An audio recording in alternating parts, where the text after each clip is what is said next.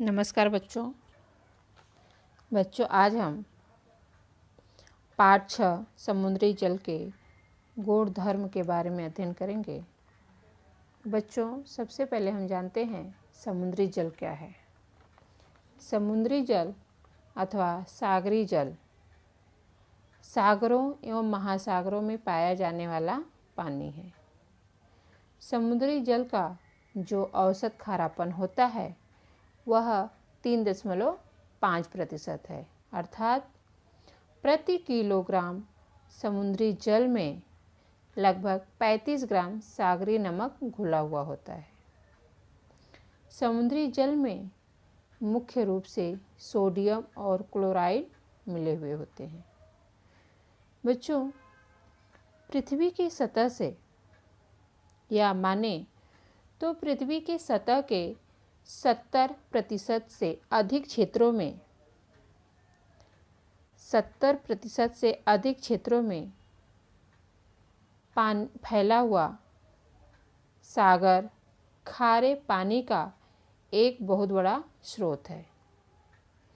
पृथ्वी पर जलवायु को संयमित करने, भोजन और ऑक्सीजन प्रदान करने, जैव विविधता को बनाए रखने और परिवहन के क्षेत्र में सागर अत्यावश्यक भूमिका निभाते हैं।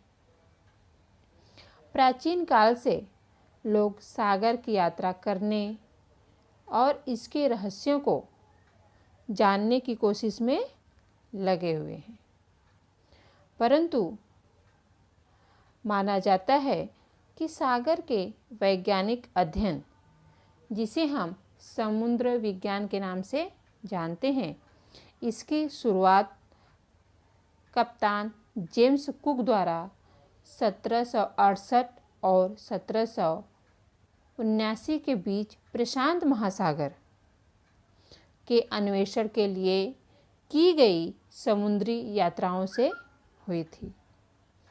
बच्चों, हमारे जीवन में समुद्री जल की जो विशेषताएं हैं वह बहुत ही अधिक मानी जाती हैं। सागर के पानी की सबसे बड़ी विशेषता है इसका खारा या नमकीन होना। पानी को यह खारापन मुख्य रूप से सोडियम क्लोराइड द्वारा मिलता है। सागर की सतह पर जो लहरें उठती हैं, इनकी सतह पर बहने वाली हवा के कारण तैयार होती हैं।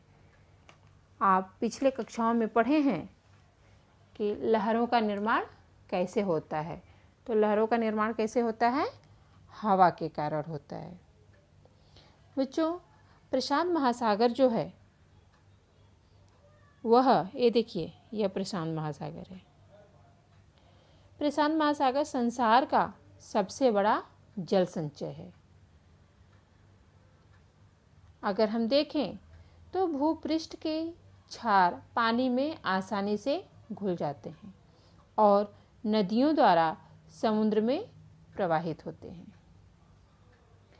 लाखों वर्षों की यह क्रिया जब निरंतर होती रहती है तो वाष्पीभवन के कारण समुद्र के केवल पानी का वाष्प बनता है और क्षार जो है वहीं पर रह जाते हैं। इसके कारण समुद्र का जो जल है वह खारा होता रहता है। बच्चों, समुद्र जल का जो तापमान है वह किस कारण से होता है और कैसे होता है, इसके बारे में भी हम अध्ययन करेंगे। बच्चों, समुद्र जल का जो तापमान है वह पृष्ठीय तापमान और गहराई के अनुसार उनके विभिन्न तापमानों के भी अध्ययन किया जाता है। जैसे समुद्री जल का जो तापमान है समुद्र जल के घनत्व का निर्धारण करता है। साथ ही तापमान समुद्र में रहने वाले जीव और वनस्पतियों पर भी अपना प्रभाव डालता है। इसलिए समुद्र विज्ञान के अंतर्गत समुद्री तापमान का अध्ययन करना बहुत ही महत्वपूर्ण हो जाता है।